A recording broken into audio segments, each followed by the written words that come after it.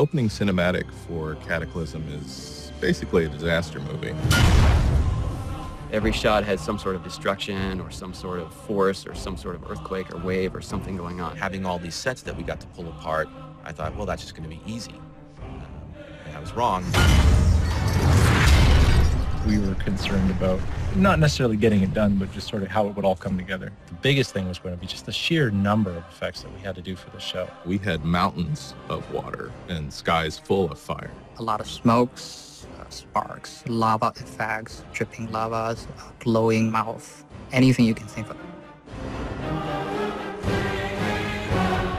One of our bigger jobs was just deciding what lands we were going to break. The wonderful thing about working on something like World of Warcraft is you have a very established set of environments. Every environment piece that we saw in the foreground and a bunch in the background had to be destroyed. So it was a kind of an environment-driven production rather than a character-driven production. It's a lot different than animating characters, but it doesn't mean that you can't put a lot of character into it. We went through a lot of iteration to capture the essence of those places, but also ground them in this sort of heightened reality.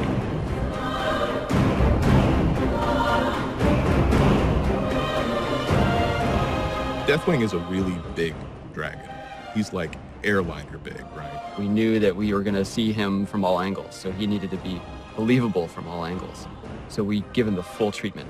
His size and scope of the areas that he's traveling over is enormous.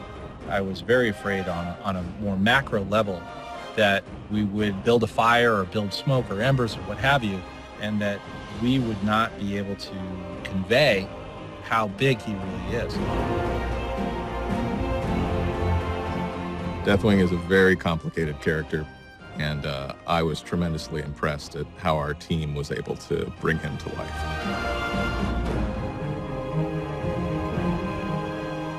There's a really intense prospects trying to make all that work. In the end, it's really the best way that we need to tell the story. It turned out to be a fun project just to have modeling build all these crazy sets and then set it up so animators can tear it to the ground.